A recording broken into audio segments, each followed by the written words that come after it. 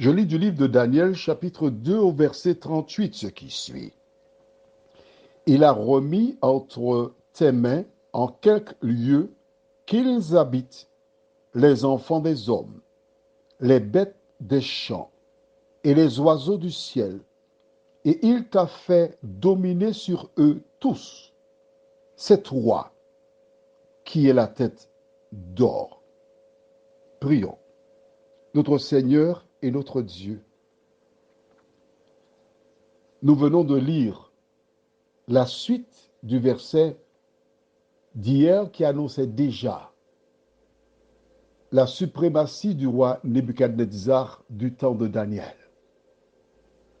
Seigneur, alors que nous prenons le temps pour méditer sur ta parole, merci de nous éclairer, de nous conduire dans la compréhension de cette parole au nom de Jésus et pour ta gloire éternelle. Amen. Te rappelles-tu, je t'ai dit hier, j'avais une question que j'ai cherchée. Pourquoi Dieu a-t-il donné à Nebuchadnezzar la suprématie sur tous les royaumes? Pourquoi était-il la tête d'or? J'ai cherché, et j'ai trouvé une réponse que j'ai mentionnée dans la prière d'hier. Mais là, je te livre ma conclusion. Nebuchadnezzar était la tête en or, mais regarde bien. Prends ta Bible. Nous lisons le verset 37. Daniel déclara au roi, tu es le roi des rois. D'accord? Et il achève en disant, c'est toi la tête d'or. Sais-tu pourquoi que Nebuchadnezzar a été la tête d'or? Tout simplement parce qu'il avait à côté de lui Daniel, le serviteur de l'Éternel des armées. N'oublie pas ça. Parce que nous verrons plus tard, nous n'étudierons pas tout le livre de Daniel, il est trop volumineux par rapport à la compréhension de la vérité. Nous nous arrêterons à Darius, donc jusqu'au chapitre 6. On va sauter, mais on va faire l'essentiel, l'important. Mais tu verras comment différents monarques veillèrent à voir à côté de Daniel. Je m'adresse à toi. Tu as une entreprise? Eh bien, je t'invite à voir dans ton entreprise des personnes qui ont la crainte de l'Éternel, des chrétiens authentiques. Je ne dis pas des personnes qui sont dans une communauté religieuse, je te parle de chrétiens authentiques. Quand tu as des chrétiens authentiques dans ton entreprise, tu n'as pas de cancan.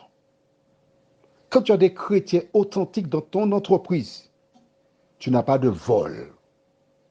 La liste est longue. Daniel, serviteur de Dieu, se trouvait près de Nebuchadnezzar. Voilà pourquoi il fut la tête d'or. Mais Dieu voudrait que toi qui m'écoutes, tu sois là où tu te situes comme la tête d'or de l'Éternel des armées. Dieu a besoin, dans ce monde enténébré, des femmes et des hommes dont le comportement, dont les propos aideront celles et ceux qui n'ont pas reçu d'éducation à connaître Jésus, le Sauveur du monde. En effet, nous avons beaucoup de petites filles qui, ne voulant plus jouer avec des poupées, décident d'enfanter. Et ces enfants qui font des enfants ne sont pas en mesure d'éduquer leurs enfants. Et c'est ainsi que des enfants traînent dans les rues.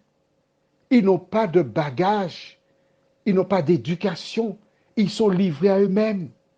Dieu a besoin de femmes et des hommes adultes pouvant par leur manière, leur regard, leur attention, leurs paroles, aider ces enfants égarés à trouver le chemin. Prions. Notre Seigneur et notre Dieu, nous te bénissons pour Daniel, qui fut près de Nebuchadnezzar. Aide tes enfants à marcher selon ta parole, à être fidèles, car c'est ainsi qu'ils peuvent aider celles et ceux qui sont dans les ténèbres à te connaître, à t'accepter, à te prendre pour sauveur et à avancer avec toi.